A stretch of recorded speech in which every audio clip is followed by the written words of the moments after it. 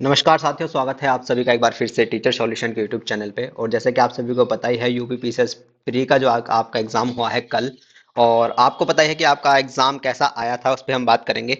और बात करेंगे कट ऑफ को लेकर कि आपकी क्या कट ऑफ रह सकती है, क्योंकि आप सभी को पता ही है जो एग्जाम का जो लेवल था वो बहुत ही टफ था। मॉडरेट की मैं बात नहीं कहूंगा, क्योंकि आपका जो एग्जाम था वो काफी टफ था और बच्चे काफी ज्यादा परेशान भी है इस चीज को लेकर कि सर कट ऑफ क्या रहेगी।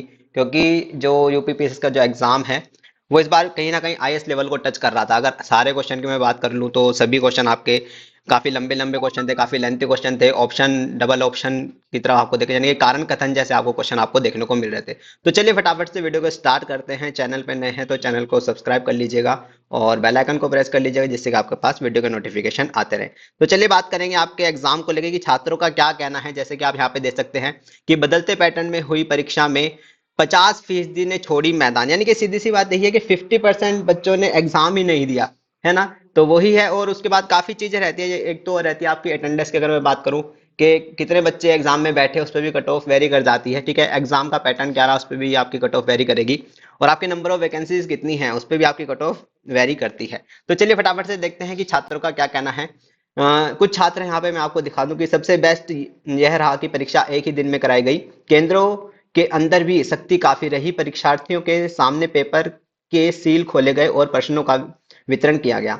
हिस्ट्री से जुड़े सवाल थोड़े मतलब टफ रहे, तो छात्रों का ये भी कहना है। और देखते हैं हम यहाँ पर क्या छात्र कह रहे हैं कि फंडामेंटल और सरकार की योजनाओं के बारे में सवाल आए थे।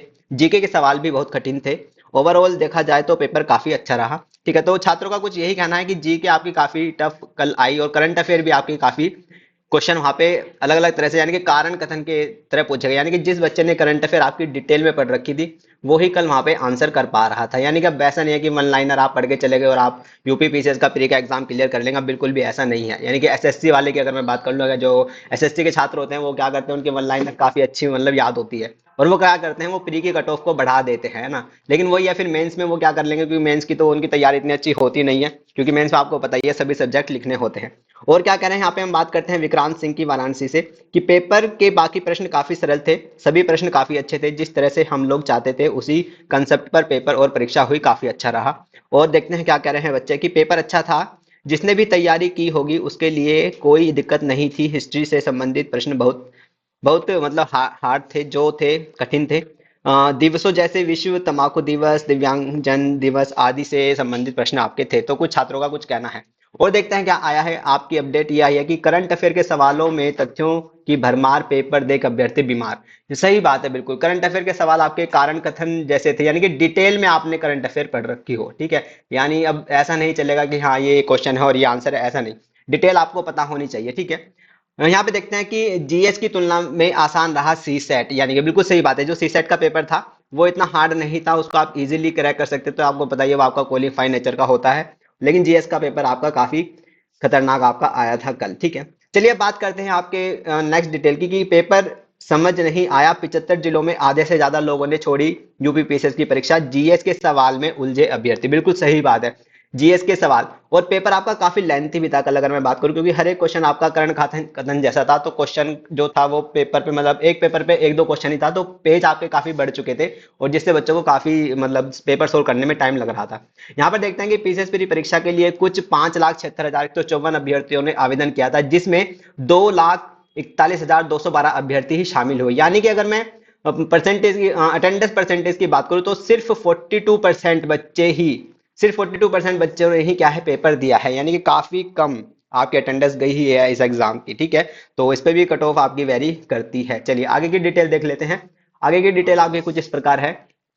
पहली पाली की जो यूपीपीसीएस प्री की परीक्षा है, अभ्यर्थियों का इससे माथा चकरा गया। अभ्यर्थियों की माने तो करंट अफेयर से काफी कठिन सवाल पूछे गए थे। कथन और कारण वाले सवालों की संख्या इस बार काफी बढ़ा दी गई।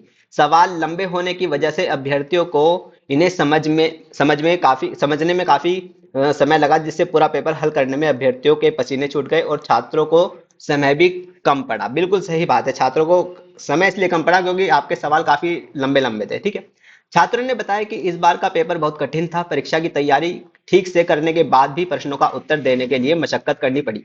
पेपर का समय 2 घंटे का था, मगर परीक्षा के दौरान जिस प्रकार के प्रश्न पूछे गए उसे देखते हुए समय कम लगा। कई अन्य परीक्षार्थियों का भी यही कहना है कि लगता है कि जब पेपर तैयार किया गया तब इस पर ध्यान नहीं दिया गया कि पेपर सिर्फ 2 घंटे में ही हल करना है। हालांकि कुछ परीक्षार्थियों ने पेपर को आसान भी बताया। बिल्कुल सही बात है, जिनकी काफी अच्छी तैयारी होती है तो उनको पेपर कहीं ना कहीं आसान भी लगता है। ठीक है, बच्चों का क्या कहना है कट ऑफ के बारे में, आइए जान लेते हैं। बच्चों का ये कहना है कि यूपी पीसीएस प्री एग्जाम के लिए कट ऑफ के बारे में बच्चों का यही कहना है कि पीसीएस प्री हेतु कट ऑफ 84 से 88 के बीच में जा सकती है। पेपर के स्टैंडर्ड को देखा जाए तो लगभग यही कट ऑफ जाने की संभावना है, क्योंकि इस बार पेपर काफी कठिन था और कठिनाई स्तर को देखते हुए कट ऑफ आपकी 84 से 88 के बीच ही रहने वाली है। यानी कि अब देखते हैं कि कैटेगरी वाइज आपकी कट ऑफ क्या जा सकती है, आइए उस पर हम बात करेंगे।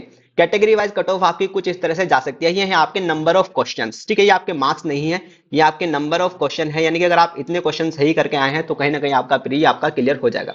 सबसे पहले बात करेंगे हम जनरल कैटेगरी की, यूआर कैटेगरी के। अगर आप स्टूडेंट हैं तो अगर आपके 80 से 85 के बीच में आपके क्वेश्चन अगर सही हो रहे हैं तो बिल्कुल आपका प्री आपका क्वालिफाई होगा और आप कहीं ना कहीं मेंस देने के लिए आप बैठ जाएंगे। ठीक है, बात करेंगे ओबीसी कैटेगरी की। अगर मैं बात करूं, अगर आपके 75 से लेके 80 के बीच में आपके क्वेश्चन सही हो रहे हैं तो कहीं ना कहीं आपको मेंस देने का आपको मौका जरूर जरूर मिल सकता है। बात करेंगे एससी कैटेगरी। अगर आप एससी कैटेगरी के स्टूडेंट हैं तो आपके 65 से 70 के बीच में अगर क्वेश्चन आपके सही हो रहे हैं तो कहीं ना कहीं आपको मेंस देने का एकदम मौका जरूर मिलेगा। बात करेंगे एसटी कैटेगरी की। अगर आप एसटी कैटेगरी के स्टूडेंट हैं तो 55 से 60 के बीच में आपके क्वेश्चन बिल्कुल सही होने चाहिए। तो कुछ इस तरह से आपकी कट ऑफ इस बार की प्री 2024 की आपकी जाने वाली है। ठीक है ना, तो शेयर कर दीजिएगा जो भी छात्र हैं आपके जो कल पेपर दे के आए हैं, और आपको पता ही है कि पेपर का लेवल कैसा रहा, काफी टफ पेपर था।